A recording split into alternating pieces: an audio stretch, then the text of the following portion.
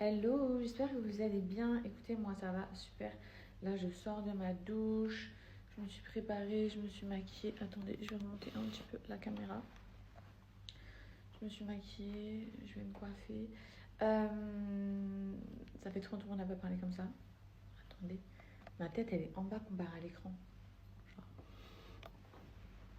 voilà, c'est un peu mieux. Ces derniers temps, j'étais hyper focus. Les filles 2 ans et demi acharnées pour ouvrir ce projet ici aux Émirats Arabes Unis. Vous avez été plusieurs à me demander combien ça coûte, etc. d'ouvrir. Il faut savoir que nous, on est sur un investissement, je pense, qui frôle les 250 000 euros pour ce salon de beauté. À savoir que nous ne sommes pas propriétaires du local, on est locataire, donc 250 000 euros sans que ça nous appartienne. On a pris un local qui était entièrement vide. Il n'y avait pas de clim, c'était que du béton. Et on a entièrement tout refait vu que j'avais plein d'idées. Je voulais un truc hyper girly, donc je voulais vraiment pas un salon qui était déjà en place, vu que je voulais entièrement tout créer avec mes équipes. Et waouh, ça a été, pour tout vous dire, au début, on a eu tellement de problèmes. Je vais vous raconter un petit peu. On a commencé... Ah, mon bébé toutou, il arrive.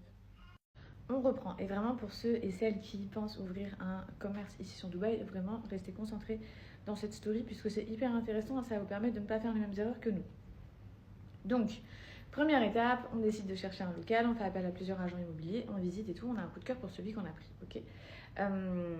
Faut savoir que c'était un local où il y avait uniquement des murs en béton, il n'y avait même pas de climatisation, genre il n'y avait rien du tout dans ce local. Et moi, ça me faisait pas peur vu que vous savez, j'aime trop les travaux, j'aime trop tout remodifier et surtout que j'avais tellement d'idées en tête que je voulais vraiment que ce local parte de zéro. Ça m'arrangeait pas qu'il y ait déjà des murs, des cloisons ou que ce soit déjà un salon de beauté pour tout casser au final. Donc, on le valide, on commence à faire tous les approvals. Quand on le valide, on paye le loyer. Ici, les loyers, c'est à l'année. Okay, on voulait prendre à loyer puisque c'est le premier salon de beauté, voir si ça marche pas, et pas commencer à s'engager sur un achat alors qu'on ne sait pas ce que ça va donner. À ce moment-là, on enclenche les démarches pour faire passer tous les approvals pour les travaux. À Dubaï, tous les approvals sont payants. En moyenne, c'est à peu près 1000 euros. Donc, ça chiffre très vite. Bref, au bout de 4 mois, donc ça fait déjà 4-5 mois qu'on paye le loyer, on a un retour négatif qui nous dit mais c'est pas possible, vous voulez faire un salon de beauté, mais le local que vous avez choisi, il est fait pour un restaurant. Minute de silence, et vraiment à ce moment-là, je me dis c'est un cauchemar, c'est pas possible, c'est pas possible. Du coup, je pète un plomb, je me dis, je pète un plomb, quand je vous dis je pète un plomb, c'est je pète un plomb, plus je suis méga triste. Et il y a eu plein de phases méga tristes pendant ce projet que je vous ai complètement cachées parce que j'avais tellement peur qu'il aboutisse pas qu'au bout d'un moment, je me suis dit, ça y est, je peux plus vous en parler, c'est pas possible, toutes ces dingueries. De là, les autorités nous disent c'est à l'agent immobilier de vous le dire. Eux, ils sont très bien informés, ils savent à quoi est censé servir le local. Je leur dis c'est pas possible. Nous, dès le début, on a dit qu'on cherchait un local pour faire un salon de beauté et tout. Et de là, on se rend compte que l'agent immobilière, c'était le dernier de ses soucis. Elle voulait juste louer son local, prendre sa com et tout, et basta. Donc, elle nous a mis déjà à ce moment-là dans une galère. Je demande est-ce que c'est possible de modifier le local, d'en faire du coup un salon de beauté et tout. Ils me disent oui, mais du coup, faut demander des nouveaux approvals puisque c'est vraiment pas un local qui est fait pour, machin et tout. Je dis ok, on se lance. Donc on redépense de l'argent. On a une réponse favorable à ce moment-là. Je me dis enfin, genre ça y est, je suis rassurée. Je me dis ça y est, le problème il est réglé. On va enfin se lancer. À ce moment-là, l'agent immobilière, avant ce problème, elle nous avait fait rencontrer une agence de designers, ok. Et elle nous avait dit ils sont bien et tout. Et moi, je vous avoue, je lui avais fait grave confiance. Enfin, on lui avait fait trop confiance. Et au final, du point de départ, c'était une catastrophe.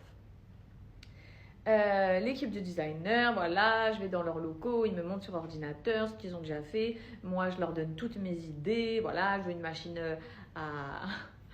je voulais grave un salon Instagrammable. Donc j'avais des délires, genre comme la machine à fête foraine. Je voulais des miroirs au-dessus de chaque sofa pour les ongles, pour que les filles elles puissent se prendre en selfie, genre en hauteur. Je voulais que les fauteuils pour les cils, vous voyez, je sais pas si vous les avez vus, mais ils ont vraiment une shape, tout est fait sur mesure et tout. Je voulais choisir le tissu de tout le mobilier. Donc bref, c'était vraiment un big challenge. Je savais que ça allait prendre du temps. Du coup, voilà, elle nous dit oui, moi je connais toutes ces fabriques à Dubaï. C'était même pas à Dubaï, je crois que c'était Sharjah ou Dera. Bref, c'était genre 1 heure de route. m'a dit, je connais des usines et tout, il n'y a pas de problème. Donc, tout commence à avancer. À ce moment-là, je crois que ça se passe bien. Les travaux, déjà, mettent énormément de temps à commencer. Alors que dans le contrat, il y a écrit qu'il y avait genre, je crois que c'était écrit qu'il y avait 3 mois, en tout cas pour que l'électricité, tout le basique soit fait. Nous, on leur donne tout en main, vu qu'on a fait une confiance aveugle. Et ça a été le plus gros de mes problèmes. Suite à ça, moi, j'ai l'impression que ça avance et tout, mais au bout d'un moment, je me rends compte que ça stagne. Genre, ça n'avance plus du tout, il n'y a rien qui se passe. Et figurez-vous que nous sommes tombés sur une escroquerie totale. C'est-à-dire qu'à l'heure actuelle, quand je vous ai dit 250 000 euros, c'est ce que ça nous a coûté à l'heure actuelle. Alors oui, on va essayer de rentabiliser, mais ce que je veux vous dire par là, c'est que dans les 250 000 euros, il y a de l'argent qui a été volé. Genre, il y a de l'argent qui s'est enfui de Dubaï. C'est-à-dire que la société de design m'a pris une partie de cet argent pour me faire croire qu'ils allaient faire les travaux que j'avais demandés. Et ils se sont barrés, ils ne m'ont plus jamais donné de nouvelles. Et je les ai plus jamais revus. D'où le fait que pendant un moment, vous me voyez aller à la police et tout. Je ne sais pas si vous vous rappelez, j'allais trop souvent à la police. Oh, ça m'a demandé un temps fou. Donc comme ça, vous savez, ces gens-là ont mon argent et ils doivent vivre leur best life à l'heure actuelle. Suite à ça, donc dans la première année, les travaux stagnent. Ok, on a un appel de l'agent immobilier qui nous dit, bon voilà, il faudrait renouveler votre contrat il se termine. Non, elle nous dit ouais, votre contrat il se termine de location. Moi ça fait 1 an, j'ai pas ouvert, j'ai perdu là l'argent, on a perdu trop d'argent. Et elle me dit par contre le propriétaire ne souhaite pas renouveler la location. Pardon, mon salon n'est pas encore ouvert et vous êtes en train de me dire que le propriétaire ne veut pas renouveler le bail. Ah non, non, non, il avait convenu que voilà, c'était juste une location d'1 an. Maintenant, il souhaite le récupérer. Donc, du coup, voilà. Du coup, je dis, mais c'est une blague et tout. On réussit à avoir le contact du propriétaire, on lui parle, c'est en français. On lui explique un petit peu la mission et il nous dit, ben, moi j'avais prévenu l'agent immobilier que c'était pour 1 an. Donc l'agent immobilier, encore une fois, ne nous avait pas prévenu que c'était pour un restaurant et ne nous avait pas prévenu que le propriétaire voyait le local que 1 an. Je ne sais pas si vous imaginez dans ma tête, au bout d'1 an, comment j'étais. Les filles, je voulais pleurer, j'étais trop mal. Je voyais le trou financier, je voyais quelque chose qui n'allait jamais ouvrir. Les filles, je voulais pleurer, j'étais trop mal. Je voyais le trou financier, je voyais quelque chose qui n'allait jamais ouvrir. Donc à ce moment-là, je me suis dit, j'en parle plus du tout sur les réseaux sociaux et ça a duré encore 1 an et demi par la suite. On a réussi à dealer avec le propriétaire. Un loyer du coup plus élevé. C'était où on laissait tout et on cherchait un nouveau local, ou on proposait un prix plus cher, chose qu'on a fait, on paye plus cher que ce qui était prévu et on reste dans le local. Du coup, on décide de faire ça parce que, vas-y, c'est trop une perte monumentale. Les travaux ont quand même commencé, y a la clim, il y a des trucs et tout. Il me manquait aussi à ce moment-là tout le mobilier. Donc le mobilier, on n'a plus de nouvelles et tout. On se rend dans les usines. Puisque moi, je me souviens que la designeuse, puisque c'est une femme, quand elle avait voulu se saucer, qu'elle m'avait montré les usines et tout, elle m'avait emmenée la première fois. Et moi, vous savez, je suis sur les réseaux, donc elle ne le savait pas, mais je filmais tout. Du coup, j'ai retrouvé dans ma pellicule toutes les vidéos, j'ai zoomé, j'ai mis sur Google Maps les images, j'ai retrouvé la localisation au milieu du désert à Dera, à Sharjah, et on s'est pointé là-bas. Et là, on a fait scandale, on a vraiment pété un plomb, ça c'était genre au bout d'1 an et demi, avec Anas, Sabrina. Oh, on arrive là-bas et la fabrique nous dit, écoutez, oui, j'ai votre mobilier, il est fini depuis 8 mois. Je dis, mais la designeuse nous a dit que vous mettiez beaucoup de temps parce que c'était pas fini, parce que vous aviez des délais, machin. Et ils nous disent non, pas du tout. Nous, ça fait 8 mois qu'on attend juste d'être payé. Et moi, je devais pas les payer eux, je devais payer la designeuse qui dispatchait l'argent partout, vous comprenez? Là, je me dis, c'est une plaisanterie. Du coup, on leur explique tout. On leur dit, s'il vous plaît, on leur montre les paiements. Laissez-nous partir avec le mobilier. On doit ouvrir. Ça fait 1 an et demi qu'on est en perte, qu'on a le local qu'on paye dans le vide, la 2e année et tout. Et il me dit, mais moi, je peux rien faire, puisque moi, ils m'ont payé le, le pré. Le prépaiement pour commencer la fabrication de votre mobilier, mais j'ai pas la fin, donc je peux pas vous le livrer.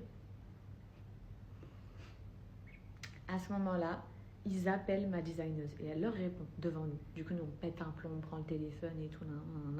Elle dit ok, je vais vous payer et tout. Elle les paye devant nous. J'aurais fait un transfert et tout. Et par contre, elle leur dit par contre, moi, je suis en litige avec eux, donc vous les livrez pas quand même. Vous êtes payés, j'ai pas de problème avec vous, mais vous les livrez pas quand même. Donc, je quitte. Et vraiment, c'était un carnage. Hein. Je quitte ces entrepôts comme ça, les filles. Et sur les réseaux, je faisais comme si tout allait bien. Je quitte tête baissée, trop triste, abasourdie. Et je vois tout mon mobilier que j'ai fait sur mesure. Je vois mes tissus, je vois tout. Et j'abandonne ça dans les fabriques. Je me dis, c'est pas possible. C'est un cauchemar. C'est un cauchemar. Et tout part de agent immobilier qui nous a pas dit pour le restaurant, qui nous a pas dit pour le loyer d'1 an, qui nous a mis en relation avec ses designers. Tout part du point de départ et ça a été un enchaînement catastrophique. Mais vas-y, je voulais y croire et tout. Je me disais, c'est pas possible, on n'a pas mis autant d'argent pour que ça n'aboutisse pas. C'est pas grave, c'est un risque à prendre de continuer et de perdre encore de l'argent, puisque faut savoir à Dubaï que, ok, tu renouvelles ton loyer que tu paies 1 an, mais tu renouvelles ta société. Tous les ans à Dubaï, tu renouvelles ta licence. Tu renouvelles ta société. Le prix de ta société, le prix de la licence qu'il faut renouveler, c'est le prix d'une société. Donc tous les ans, ça te coûte à peu près.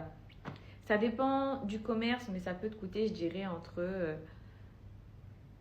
entre 5, je dirais, à 10 000 euros.